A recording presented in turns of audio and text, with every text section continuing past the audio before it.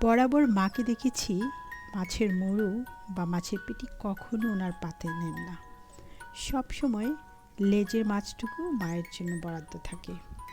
বড় হওয়ার পর একদিন মাকে জিজ্ঞেস করেছিলাম, আচ্ছা মা, তুমি সবসময় লেজের মাছটাই খাও কেন? কখনো তো মাছের মুড়ো খেতে দেখি না তোমাকে। বাবা সেই কথা শুনে মুখ টিপে টিপে হেসে হেসে বলছিল, তোর দিদা তোর মাকে শুধু লেজের মাছ খাইয়েছে, তাই তোর মা লেজের মাছ ছাড়া অন্য মাছের স্বাদ বোঝে না।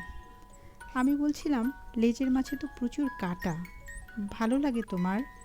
মা হেসে বলেছিল, লেজের মাছে একটা আলাদা মিষ্টি স্বাদ আছে, আমার খুব ভাল লাগে। লেজের নিচের কাঁটা আমার খুব পছন্দ, মুখে দিলে মুচমুচ করে আওয়াজ করে, তার জন্যই আমার বেশি ভালো লাগে লেজের পিস খেতে। পেটুক আমি টেস্টের কথা শুনে একদিন লেজের মাছ খেয়ে দেখেছিলাম, কাঁটা আর ছড়াছড়ি, বিশেষ কোনো স্বাদও বুঝিনি।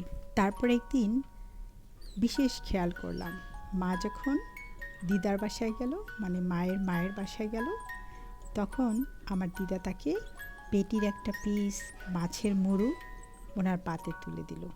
তখন আমি তাকে জিজ্ঞেস করলাম, আচ্ছা দিদা, মা তো পেটির মাছ খায় না, তুমি তাকে লেজের মাছটা দিলে না কেন? দিদা তখন হেসে আমাকে বলল, আমি তো তোর মায়ের মা, আমি জানি তোর মা কি খায় আর কি না খায়। বুঝলি দিদিভাই, তোর মা কখনো লেজের মাছ মুখে তুলতো না, আগাগোড়াই পেটি বা কোলের মাছ তা তার খুব পছন্দ ছিল।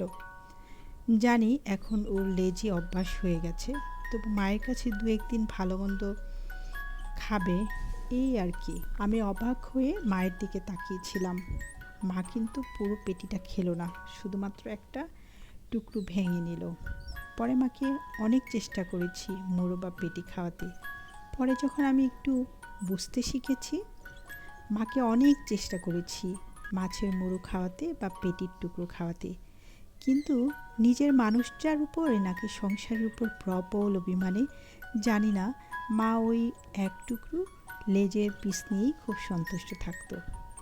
তারপর সময় গড়িয়েছে, আমি নিজে বিয়ে করেছি, সন্তানের মা হয়েছি। হঠাৎ একদিন খেয়াল হলো, কিভাবে আমিও যেন সবাইকে খেতে দেওয়ার পর মাছের লেজটা নিতে অভ্যস্ত হয়ে পড়েছি। আচ্ছা বলেন তো, মেয়ে থেকে স্ত্রী, বৌমা, মা পোস্টে উত্তীর্ণ হতে কি মেয়েদের জীবের স্বাদ কমে যায়? খাওয়ার শেষে যেটুকু আছে সেটুকু মুছে পুছে খাওয়ার অভ্যাসটা কি সংসার তৈরি করে দেয়, নাকি আমরা তৈরি করি? গল্পটি কেলকাটা থেকে একজন আপু পাঠিয়েছেন।